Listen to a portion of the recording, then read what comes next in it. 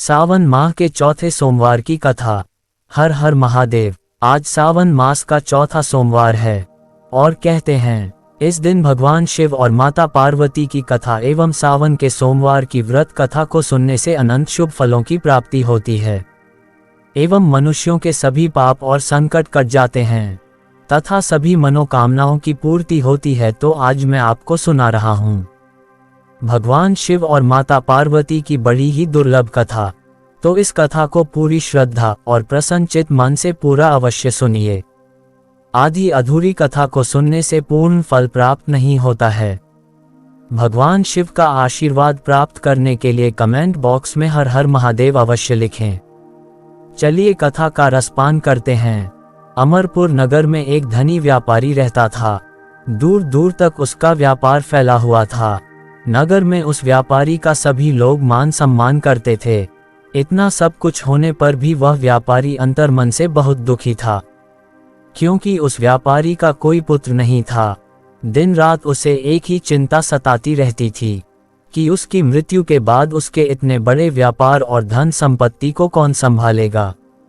पुत्र पाने की इच्छा से वह व्यापारी प्रत्येक सोमवार भगवान शिव की व्रत पूजा किया करता था। सायंकाल को व्यापारी शिव मंदिर में जाकर भगवान शिव के सामने घी का दीपक जलाया करता था।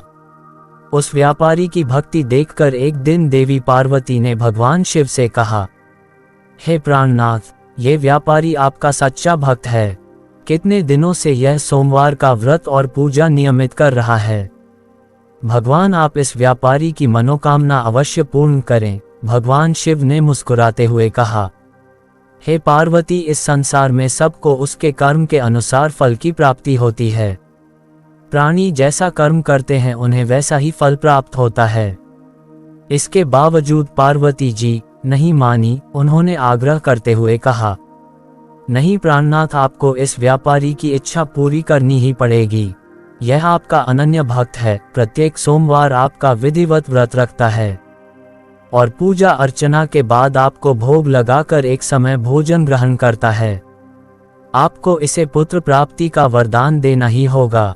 पार्वती का इतना आग्रह देखकर भगवान शिव ने कहा, तुम्हारे आग्रह पर मैं इस व्यापारी को पुत्र प्राप्ति का वरदान देता हूँ, लेकिन इसका पुत्र 16 वर्ष से अधिक जीवित नहीं रहेगा। उसी रात भगवान शिव ने स्वप्न में उस व्यापारी को दर्शन देकर उसे पुत्र प्राप्ति का वरदान दिया और उसके पुत्र के 16 वर्ष तक जीवित रहने की बात भी बताई। भगवान के वरदान से व्यापारी को खुशी तो हुई, लेकिन पुत्र की अल्पायु की चिंता ने उस खुशी को नष्ट कर दिया। व्यापारी पहले की तरह सोमवार का विधिवत व्रत करता रहा। कुछ महीने पश्चात उसके घर अति सुंदर पुत्र उत्पन्न हुआ। पुत्र जन्म से व्यापारी के घर में खुशियां भर गई। बहुत धूमधाम से पुत्र जन्म का समारोह मनाया गया। व्यापारी को पुत्र जन्म की अधिक खुशी नहीं हुई, क्योंकि उसे पुत्र की अल्पायु के रहस्य का पता था। ये रहस्य घर में किसी को नहीं मालूम था। विद्वान ब्राह्मणों ने उस पुत्र का नाम अमर रखा। जब अमर 12 वर्ष का हुआ तो शिक्षा के लिए उसे वाराणसी भेजने का निश्चय हुआ। व्यापारी ने अमर के मामा दीपचंद को बुलाया और कहा कि अमर को शिक्षा प्राप्त करने के लिए वाराणसी छोड़ आओ। अमर अपने मामा के साथ शिक्षा प्राप्त करने के लिए चल दिया। रास्ते में जहां भी अमर और दीपचंद रात्रि विश्राम के लिए ठहरते वहीं यज्ञ करते और ब्राह्मणों को भोजन कराते थे। लंबी यात्रा के बाद अमर और दीपचंद एक नगर में पहुंचे। उस नगर के राजा की कन्या के विवाह की खुशी में पूरे नगर को सजाया गया था। निश्चित समय पर बारात आ गई, लेकिन वर का पिता अपने बेटे के एक आंख से काने होने के कारण बहुत चिंतित था। उसे इस बात का भय सता रहा था कि राजा को इस बात का पता चलने पर कहीं वह विवाह से इनकार ना कर दे, इससे उसकी बदनामी होगी। वर के पिता ने अमर को देखा तो उसके मस्तिष्क में एक विचार आया। उसने सोचा, क्यों ना इस लड़के को दूल्हा बनाकर राजकुमारी से विवाह करा दूं। विवाह के बाद इसको धन देकर विदा कर दूंगा और राजकुमारी को अपने नगर में ले जाऊंगा। वर के पिता ने इसी संबंध में अमर और दीपचंद से बात की। दीपचंद ने धन मिलने के लालच में वर के पिता की बात स्वीकार कर ली। अमर को दूल्हे के वस्त्र पहनाकर राजकुमारी चंद्रिका से विवाह करा दिया गया। राजा ने बहुसा धन देकर राजकुमारी को विदा किया। अमर जब लौट रहा था तो सच नहीं छिपा सका और उसने राजकुमारी की ओढ़नी पर लिख दिया, राजकुमारी चंद्रिका, तुम्हारा विवाह तो मेरे साथ हुआ था, मैं तो वाराणसी में शिक्षा प्राप्त करने जा रहा हूँ। अब तुम्हें जिस नवयुवक की पत्नी बनना पड़ेगा वह एक आंख से काना है। जब राजकुमारी ने अपनी उड़नी पर लिखा हुआ पढ़ा तो उसने काने लड़के के साथ जाने से इनकार कर दिया। राजा ने सब बातें जानकर राजकुमारी को महल में रख लिया। उधर अमर अपने मामा दीपचंद के साथ वाराणसी पहुंच गया। अमर ने गुरुकुल में पढ़ना शुरू कर दिया। जब अमर की आयु 16 वर्ष पूरी हुई तो उसने एक यज्ञ किया। यज्ञ की समाप्ति पर ब्राह्मणों को भोजन कराया और खूब अन्न वस्त्र दान किए। रात को अमर अपने शयन कक्ष में सो गया। शिव के वरदान के अनुसार शना अवस्था में ही अमर के प्राण पखेरु उड़ गए। सूर्योदय पर मामा अमर को मृत देखकर रोने पीटने लगा। आसपास के लोग भी एकत्र होकर दुख प्रकट करने लगे। मामा के रोने विलाप करने के स्वर समीप से गुजरते हुए भगवान शिव और माता पार्वती ने भी सुने। पार्वती जी ने भगवान से कहा, प्राणनाथ, मुझसे इसके रोने के स्वर सहन नहीं हो रहे, आप इस व्यक्ति के कष्ट अवश्य दूर करें। भगवान शिव ने पार्वती जी के साथ अदृश्य रूप में समीप जाकर अमर को देखा तो पार्वती जी से बोले, पार्वती, ये तो उसी व्यापारी का पुत्र है। मैंने इसे 16 वर्ष की आयु का वरदान दिया था, इसकी आयु तो पूरी हो गई। पार्वती जी ने फिर भगवान शिव से निवेदन किया, हे प्राणनाथ, आप इस लड़के को जीवित करें, नहीं तो इसके माता पिता पुत्र की मृत्यु के कारण रो रो कर अपने प्राणों का त्याग कर देंगे। इस लड़के का पिता तो आपका परम भक्त है, वर्षों से सोमवार का व्रत करते हुए आपको भोग लगा रहा है। पार्वती के आग्रह करने पर भगवान शिव ने उस लड़के को जीवित होने का वरदान दिया और कुछ ही पल में वह जीवित होकर उठ बैठा। शिक्षा समाप्त करके अमर मामा के साथ अपने नगर की ओर चल दिया। दोनों चलते हुए उसी नगर में पहुंचे जहां अमर का विवाह हुआ था। उस नगर में भी अमर ने यज्ञ का आयोजन किया। समीप से गुजरते हुए नगर के राजा ने यज्ञ का आयोजन देखा। राजा ने अमर को तुरंत पहचान लिया। यज्ञ समाप्त होने पर राजा अमर और उसके मामा को महल में ले गया और कुछ दिन उन्हें महल में रखकर बहुत सा धन वस्त्र देकर राजकुमारी के साथ विदा किया। रास्ते में सुरक्षा के लिए राजा ने बहुत से सैनिकों को भी साथ भेजा। दीपचंद ने नगर में पहुंचते ही एक दूत को घर भेजकर अपने आगमन की सूचना भेजी। अपने बेटे अमर के जीवित वापस लौटने की सूचना से व्यापारी बहुत प्रसन्न हुआ। व्यापारी ने अपनी पत्नी के साथ स्वयं को एक कमरे में बंद कर रखा था। भूखे प्यासे रहकर व्यापारी और उसकी पत्नी बेटे की प्रतीक्षा कर रहे थे। उन्होंने प्रतिज्ञा कर रखी थी कि यदि उन्हें अपने बेटे की मृत्यु का समाचार मिला तो दोनों अपने प्राण त्याग देंगे। व्यापारी अपनी पत्नी और मित्रों के साथ नगर के द्वार पर पहुंचा। अपने बेटे के विवाह का समाचार सुनकर पुत्रवधू राजकुमारी चंद्रिका को देखकर उसकी खुशी का ठिकाना ना रहा। उसी रात भगवान शिव ने व्यापारी के स्वप्न में आकर, हे श्रेष्ठी, मैंने तेरे सोमवार के व्रत करने और व्रत कथा सुनने से प्रसन्न होकर तेरे पुत्र को लंबी आयु प्रदान की है। व्यापारी बहुत प्रसन्न हुआ। सोमवार का व्रत करने से व्यापारी के घर में खुशियां लौट आई। शास्त्रों में लिखा है कि जो स्त्री पुरुष सोमवार का विधिवत व्रत करते और व्रत कथा सुनते हैं उनकी सभी इच्छाएं पूरी होती है। अब आइए सभी मनोकामना को पूरी करने वाली कथा का श्रवण करते हैं।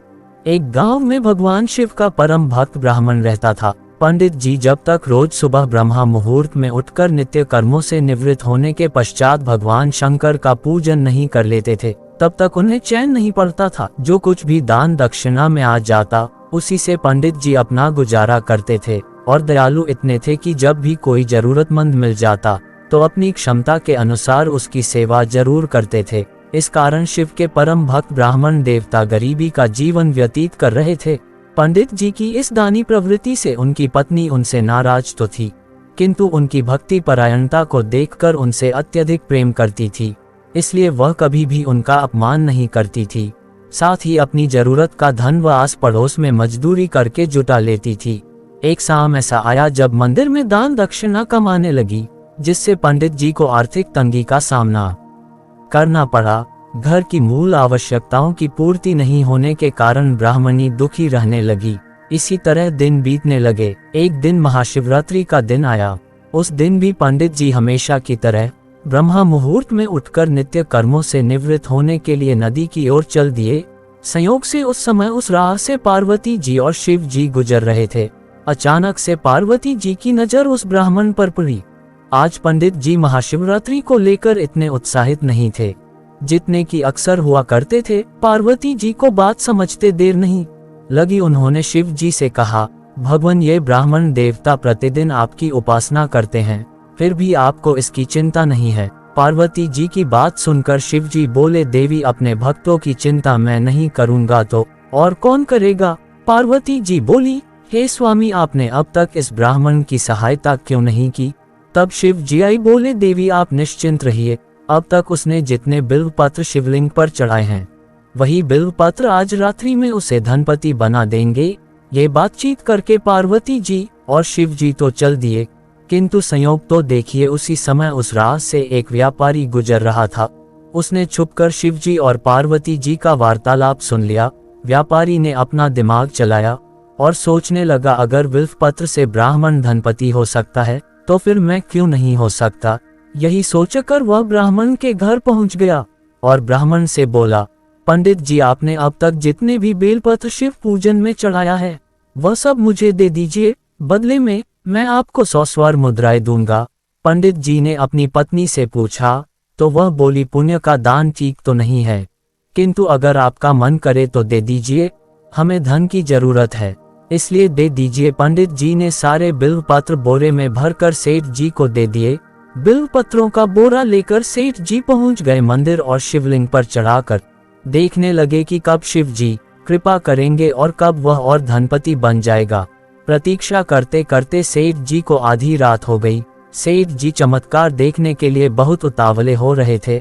आखिर में तीसरा पहर गुजरने के बाद सेठ जी के सब्र का बांध टूट ही गया और क्रोध में आकर सेठ जी शिवलिंग को झकझोर लगे।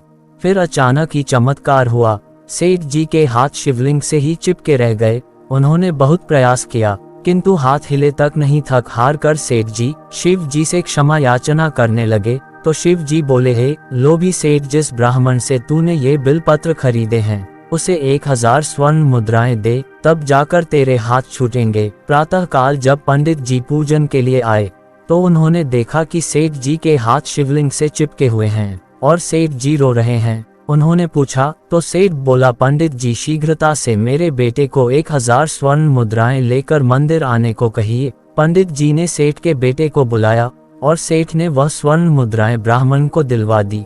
तब जाकर सेठ के हाथ शिवलिंग से छूटे। ये देखकर पार्वती जी शिव जी से पूछती है, हे नाथ, आपने अब तक अपने भक्त को कोई धन नहीं दिया। शिव जी बोले, देवी, मेरे पास कहाँ धन है जो मैं दूंगा, किंतु मेरा भक्त अब गरीब नहीं है, ये तुम स्वयं देख लो। जैसी कृपा भगवान शिव और माता पार्वती ने उस ब्राह्मण पर की, ऐसी ही कृपा भगवान हम सब पर करें। बोलिए शंकर पार्वती भगवान की जय। आइए अब मनोकामना हो। अगर वीडियो पसंद आई तो हमारे चैनल को सब्सक्राइब करें। धन्यवाद।